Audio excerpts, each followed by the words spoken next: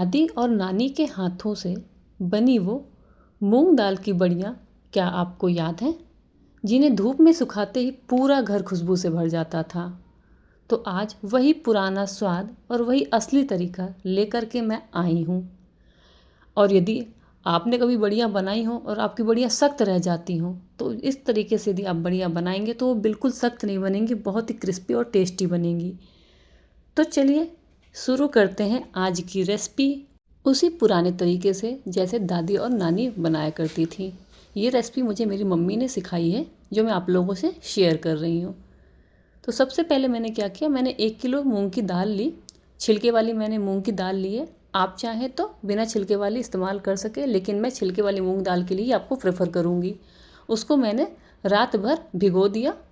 सुबह जब दाल अच्छे से भीग गई तो उसका जो छिलका था वो अलग हो गया और दाल अलग हो गई। अब इसको हम अच्छे तरीके से वॉश करेंगे। लगभग 70% जो छिलका हम इसको निकाल देंगे।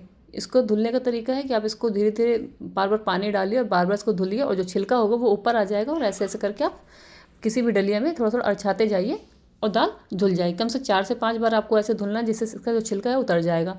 और जो लगभग 20 से 30% छिलका इसमें बचा हुआ होगा उसको आप पीस लीजिएगा। उससे जो बड़ियाँ हैं वो बहुत ही टेस्टी बनेंगी। तो इस तरीके से मैंने सारी दाल को धुल लिया। अब जो दाल में बचा हुआ पानी होगा उसको भी हम सारा निकाल देंगे, जिससे कि वो पीसते वक्त जो दाल है बहुत गीली ना हो, नहीं तो बढ़िया सही से नहीं बनेंगी और वो बहेंगी। तो इसीलिए मैंने एक कपड़ा लिया और उसमें सारी दाल को पलट दिया। नीचे जाली वाला बर्तन लिया था, जिससे सारा जो पानी है वो निकल जाए। अब इसमें हम जो सामान डालेंगे उसको भी हम तैयार कर लेते हैं। तो इसके लिए मैंने लिया 1 गोभी और 4 गाजर। इसको भी हम बारीक बारीक सा काट लेंगे।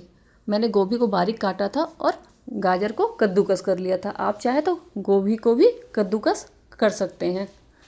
अब हम इस लेंगे कुछ मसाले जिनको हमें पीसना है, जो हम बड़ियों में डालेंगे। तो सबसे पहले मैंने लिया काली मिर्च, आधी चम्मच काली मिर्च, 2 चम्मच के करीब जीरा, 2 फूल, थोड़ी सी मैंने आधी चम्मच करीब मेथी, 2 चम्मच मैंने इसमें धनिया लिया और 2.5 चम्मच के करीब सौंफ, 4 कलियाँ मैंने लौंग की ली, साथ ही थोड़ा सा मैंने लिया दालचीनी का टुकड़ा, 2 तेज पत्ते लिए। इसके अलावा मैंने ली थोड़ी सी हींग, लगभग 1 चम्मच के करीब हींग ली और थोड़ी सी कलौंजी। साथ ही हम लेंगे लाल सूखी मिर्च। अगर सूखी मिर्च आपके पास खड़ी नहीं है तो आप पिसी मिर्च का इस्तेमाल कर सकते हैं। अब इन सारे मसालों को हम अच्छे तरीके से पीस लेंगे, जिसमें हम कलौंजी को अलग कर देंगे और हींग को अलग रखेंगे। बाकी जितने भी खड़े मसाले हैं वो सारे मसाले हम इनको ग्राइंड करेंगे। लेकिन एक चीज़ का ध्यान रखिएगा, इनको बहुत महीन नहीं पीसना है, थोड़ा दरदरा ही रखना है। साथ ही हम जो लाल मिर्च थी उसको भी हमने पीस लिया और एक साइड कर दिया। अब जो दाल थी उसका जितना भी एक्स्ट्रा पानी था वो निकल चुका है। इसको भी हम जार में डाल करके थोड़ा थोड़ा करके पीस लेंगे। दाल को बहुत ज़्यादा बिल्कुल महीन पेस्ट मत बनाइएगा, थोड़ा सा हल्का सा दरदरा सा रहने दीजिएगा। इससे जो बड़ियों का स्वाद है वो बहुत ज़्यादा अच्छा आएगा। ये देखिए, हल्का सा कोर्सली आपको पीसना, बहुत ज़्यादा दरदरा मत करिएगा। अगर आप चाहें तो सिल में भी पीस सकते हैं, क्योंकि मूंग की दाल बहुत आसानी से पीस जाती है। तो सिल में भी आप पीस सकते हैं। मेरे पास सिल अवेलेबल नहीं है तो मैंने उसमें नहीं पीसा, मिक्सी में पीसा। अब जो दाल हमने पीस के तैयार की थी, सबसे पहले इसमें हम डालेंगे हींग। हींग डालने के बाद इसको हम अच्छे तरीके से फेंटेंगे। अगर आप मूंग की दाल की बड़ियाँ बना रहे हैं और उनको आप फेंटेंगे नहीं तो बड़ियाँ जो है वो सख्त बनेंगी और पकेंगी नहीं।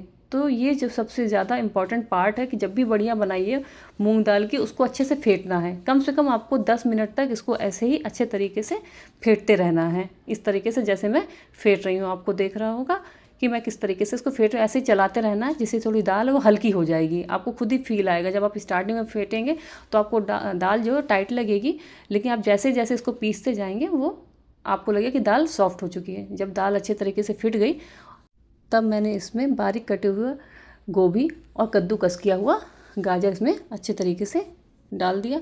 साथ ही हमने जो मसाले तैयार किए थे वो भी हम पूरा इसमें डाल देंगे। ये देखिए कितना बढ़िया लग रहा है, देखने में अभी से ही लग रहा है। खाने में भी जब बढ़िया बन जाएंगी तब उतना ही ज़्यादा टेस्टी लगेगा। तो जितने भी मसाले थे वो हमने डाले। साथ ही हमने मिर्च डाली, स्वाद अनुसार नमक। बहुत ज़्यादा नमक मत डालिएगा, क्योंकि ये जब आप सब्ज़ी बनाएंगे तो उसमें भी नमक पड़ता है, इसलिए थोड़ा हिसाब से ही नमक डालना है हमको इसमें। और इसको हम अच्छे तरीके से मिला लेंगे।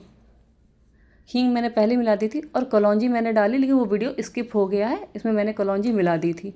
अब लगभग 4 से 5 मिनट तक इसको हम फिर से अच्छे तरीके से मिलाएंगे, जिससे जो दाल में सारे मसाले और जितने भी हमने सब्जियां डाली, गाजर और गोभी, वो अच्छे से मिल जाए।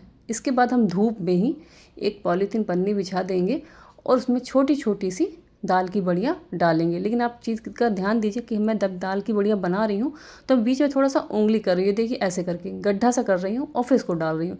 ऐसे अगर आप इस टेक्निक से बड़ियाँ बनाएंगे तो बड़ियाँ बहुत सॉफ्ट बनेंगी और जब इसको कुक करेंगे ना तो बहुत आसानी से ये पक जाएंगी। तो जब भी बड़ियाँ बनाए इस चीज़ का ध्यान रखिएगा कि बीच में हमको हल्का सा गड्ढा करके ही ऐसे उल्टा करके उसको डालना है। ये देखिए मेरी बहन भी मेरा सहयोग कर रही थी और वो भी बड़ियाँ बना रही है। ये देखिए इस तरीके से हमने सारी बड़ियाँ बना ली। और ये जो कलाकारी दिख रही है आपको, इसमें ये मेरी बहन के द्वारा की गई कलाकारी है। कह रही थी बीच में खाली खाली सा लग रहा है, इसलिए मैं इसमें डिज़ाइन बना देती हूँ। बस इसको इस तरह से पूरी तरीके से इसको सूखने के लिए रख देना है। 1 से 2 दिन में ये अच्छी तरीके से सूख करके तैयार हो जाएंगी। ये देखिए शाम को जब मैंने धूप चली गई उठाया तो एक एक बड़ियाँ जो है वो आसानी से उठा रही थी। दूसरी तरफ से आपको दिख रहा होगा कि वाइट सा दिख रहा है और ऊपर से ब्राउन। बस थाली में आप इसको निकाल लीजिए और दूसरे दिन भी अच्छे तरीके से इसको धूप में दिखा दीजिए।